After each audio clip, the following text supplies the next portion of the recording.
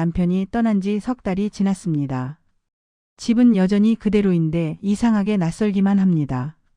그가 앉았던 자리, 그가 쓰던 찻잔, 그가 걸던 옷걸이, 모든 게 그대로인데 모든 게 달라졌습니다. 사람들은 상속 이야기를 할 때 재산을 떠올립니다. 저도 그랬습니다. 하지만 그때는 몰랐습니다. 진짜 상속이 뭔지. 저희 남편은 과묵한 사람이었습니다. 말이 많지 않았고 표현도 서툴렀죠. 그저 묵묵히 일하고 집에 돌아와 TV를 보다 잠드는 그런 평범한 사람이었습니다. 우리에겐 두 아이가 있습니다. 큰아들 민수는 42, 막내딸 지혜는 38. 민수는 아버지와 닮았습니다. 말수가 적고 감정 표현을 잘 안 하죠.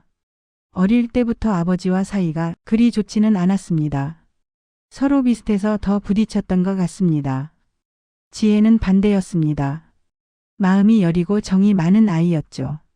아버지의 사랑을 받고 싶어 했지만 아버지에게 그 마음을 어떻게 표현해야 할지 몰랐습니다. 저는 늘 중간에 서 있었습니다. 우리 집은 그렇게 말하지 못한 것들이 쌓인 집이었습니다. 장례식이 끝난 지 한 달쯤 지났을 때였습니다. 집은 너무 조용했고 저는 그 조용함에 익숙해지려 애썼습니다. 이 셔츠 당신이 좋아하던 거지? 아직도 당신 냄새가 나는 것 같아. 엄마, 또 이러고 계세요? 우리 이제 진지하게 얘기 좀 해야 할 것 같아요. 무슨 얘기? 이 집이요. 엄마 혼자 사시기엔 너무 커요. 관리도 힘들고, 경제적으로도 부담이고, 아버지 돌아가시고 이제 한 달 넘게 지났잖아요. 언제까지 이렇게 계실 순 없어요. 이번 기회에 좀 정리하시는 것이 좋을 것 같아요. 정리? 무슨 정리? 집 말이에요.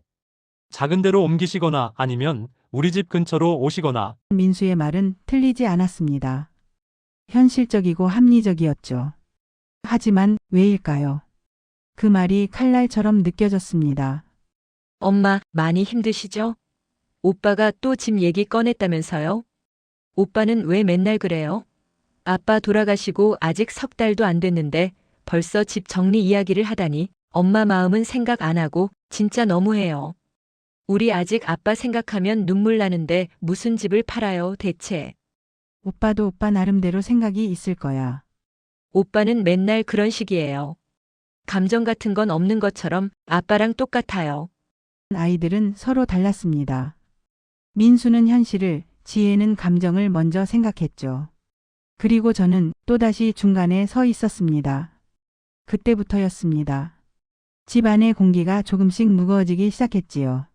어느 날 남편의 책상 깊숙한 곳에서 오래된 금고를 발견했습니다.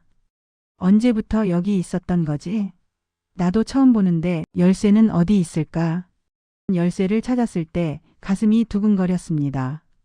혹시 남편이 마지막까지 뭔가를 준비해 둔 건 아닐까? 그런 기대가 있었던 것 같습니다. 큰 아들 민수에게 전화를 했습니다. 민수야, 엄마야. 아버지 방에서 금고 하나를 찾았는데 금고라니? 그게 무슨 말이에요? 지혜한테도 연락해봐. 같이 열어보는 게 좋을 것 같아서. 아이들이 집에 와서 같이 확인을 해보았습니다. 꽤 오래된 거네요. 여기 안에 뭐가 있을까요? 뭐가 있긴 뭐가 있어. 정말 아무것도 없었습니다. 돈도 서류도 편지도. 먼지조차 없는 완전히 빈 금고였습니다. 아니, 어떻게 금고 안에 아무것도 없을 수가 있어요? 또 아버지가 뭘 넣어뒀겠어. 애초에 그런 게 있었으면 우리한테 말했겠지. 오빠는 왜 맨날 그런 식으로 말해? 둘 다 그만하지 못해? 그날 밤 저는 오랫동안 잠들 수 없었습니다. 빈 금고가 자꾸만 떠올랐습니다. 왜 아무것도 없었을까? 가슴 한쪽이 이상하게 허전했습니다. 빈 금고를 발견한 이후 민수의 행동이 조금 달라졌습니다. 민수야, 뭐 하는 거니? 아, 엄마, 다른 게 아니라 아버지 서류를 좀 정리하고 있어요. 아버지가 진짜 아무것도 안 남겼네요. 보험도 만기됐고, 예금도 생각보다 많지 않고. 확인은 해야죠. 엄마, 나중에 문제 생기면 더 복잡해요. 민수의 말은 틀리지 않았습니다. 하지만 왜일까요? 아들의 그 차가운 말투가 자꾸만 마음에 걸렸습니다. 딸 지혜에게 전화가 왔습니다. 엄마, 오빤 요즘 매일 거기 가나요? 이상하지 않아요? 오빠가 왜 그렇게 자꾸 아빠 방을 뒤지는 거예요? 저는 믿을 수가 없어요. 오빠 혹시 뭔가 찾는 거 아니에요? 지혜야, 그런 말 하는 거 아니야. 죄송해요, 엄마. 그냥 저도 마음이 불안해서 그래요. 그날 이후 제 마음속에 이상한 생각이 스며들기 시작했습니다. 혹시 아이들이 뭔가를 기대하고 있는 건 아닐까? 아니야, 내 아이들은 그런 애들이 아니야. 그럴 리가 없어. 하지만 그 생각을 지우려 할수록 더 깊이 박혀드는 것 같았습니다. 저는 제 아이들을 의심하고 있었습니다. 그것도 모자라 그 의심을 스스로 부정하고 있었습니다. 어느 날 집 앞에 누가 찾아왔습니다. 형수님, 저 기억하세요? 박경수입니다. 박 선생님, 어쩐 일이세요? 잠깐 들어가도 될까요? 사실 오늘 온 건 다른 용무가 있어서입니다. 이걸 드릴까 말까 정말 많이 고민했습니다. 이게 뭔가요? 형님이 돌아가시기 일주일 전쯤에 저를 병원으로 불렀습니다. 그때 형님이 이걸 제게 꼭 맡겨달라고 했어요. 때가 되면 집사람한테 전해달라고 하셨어요. 때가 되면 일하니 그게 무슨 말이에요? 저도 잘 모릅니다. 형님은 그저 내가 없어지고 집사람이 많이 힘들어하면 그때 전해줘 라고만 했어요. 형수님, 형이 무슨 생각으로 이걸 맡겼는지는 저도 모르겠지만 분명 이유가 있을 겁니다. 그 상자는 작았습니다. 신발 상자만한 크기의 낡고 오래된 상자였습니다. 손이 떨렸습니다. 열어야 할지 말아야 할지 한참을 망설였습니다. 아이들에게 말하지 않았습니다. 왜인지 혼자 먼저 확인을 해야 할 것 같았습니다. 오래된 녹음 테이프가 하나 있었습니다. 여보, 이 말을 어떻게 해야 할지 정말 모르겠어. 나는 평생 말이 별로 없었지. 당신한테도 아이들한테도 말하고 싶은 건 많았는데 막상 입을 열면 아무 말도 안 나왔어. 미안해. 여보, 나는 당신한테 좋은 남편이었을까? 우선 민수 얘기부터 해야겠어. 우리 큰아들 민수가 25살 때였나? 내가 사업을 벌였었잖아. 친구 보증을 서서. 결국 다 날렸지. 그때 민수가 나한테 물었어. 아빠, 우리는 어떻게 돼요? 그 눈빛을 나는 평생 잊을 수가 없었어. 나는 대답을 못했어. 그냥 걱정 마 라고만 했지. 하지만 민수는 알았을 거야. 아빠가 무너졌다는 걸. 그 이후로 민수는 나를 멀리했어. 당연한 거야. 아버지로서 내가 너무 부족했으니까. 미안하다, 민수야. 아빠가 형편없는 아빠라서 지혜 얘기도 해야겠지. 우리 막내딸, 지혜가 초등학교 다닐 때였어. 학예회인가? 뭐 그런 거 했잖아. 지혜가 나한테 꼭 와달라고 했는데 일 때문에 못 갔어.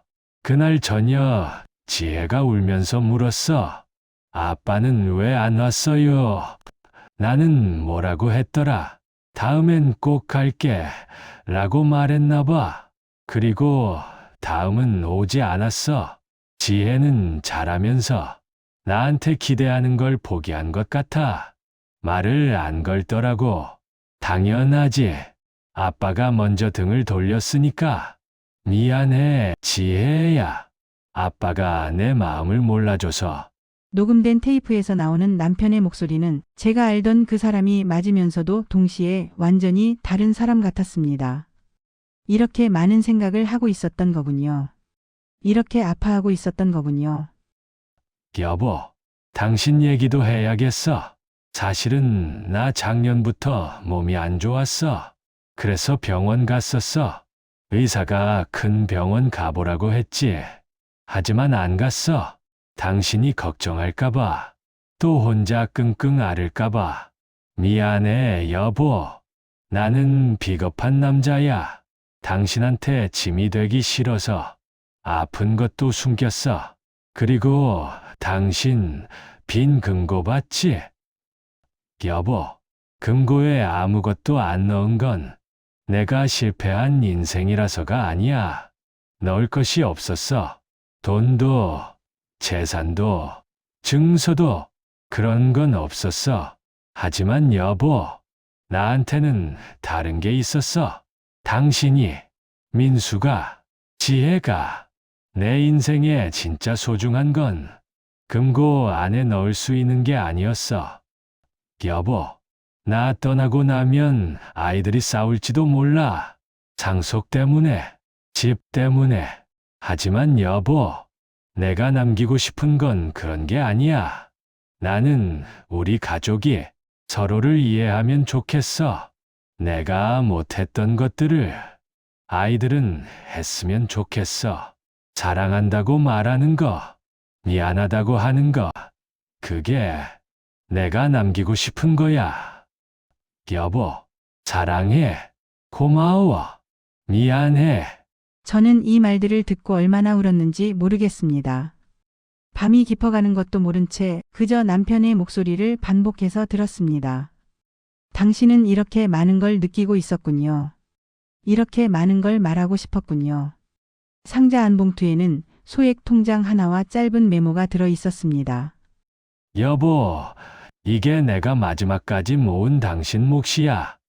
큰 돈은 못 벌었지만 당신 덕에 버텼고 당신 덕에 행복했어. 통장에 든 돈보다 수첩에 쓴 말이 더 많을 거야. 그게 진짜 내 상속이야.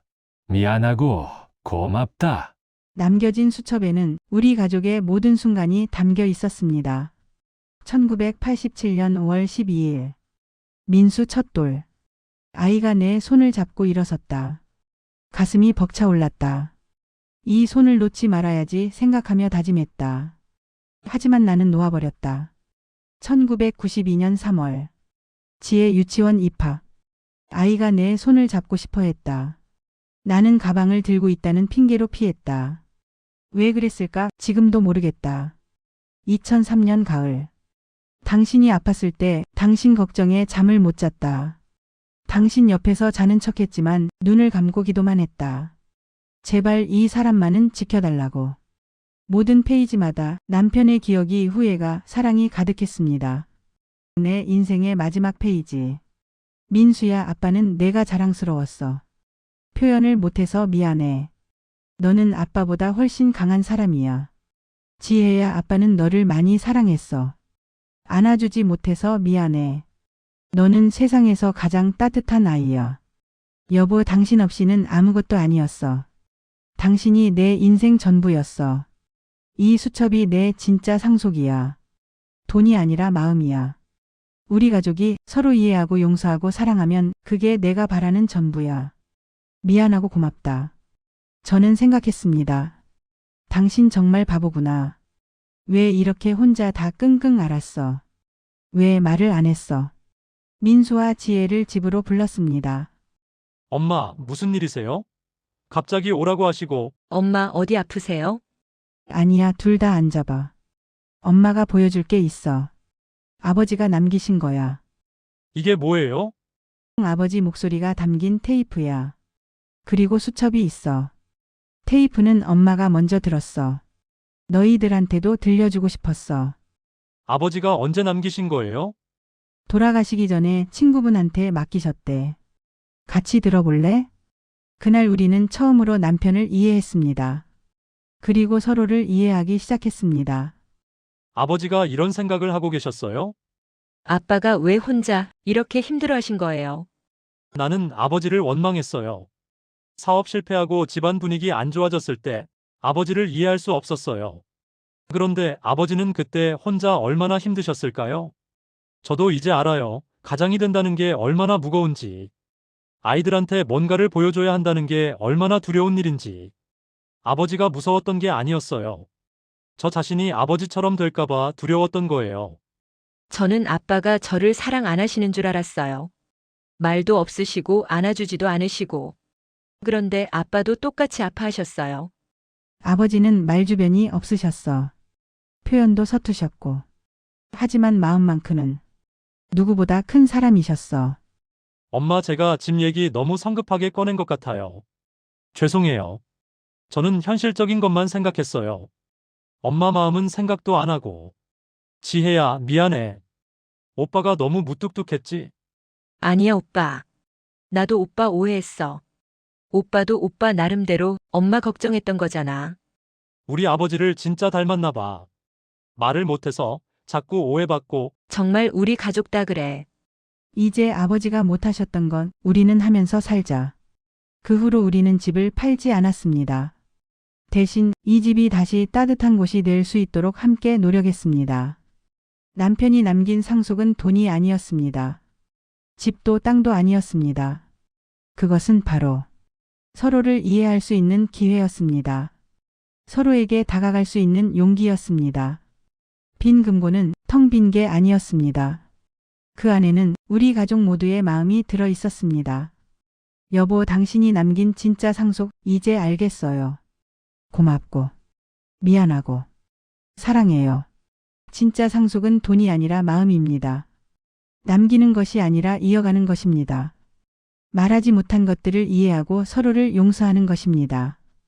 여러분, 지금까지 제 이야기를 들어주셔서 감사합니다.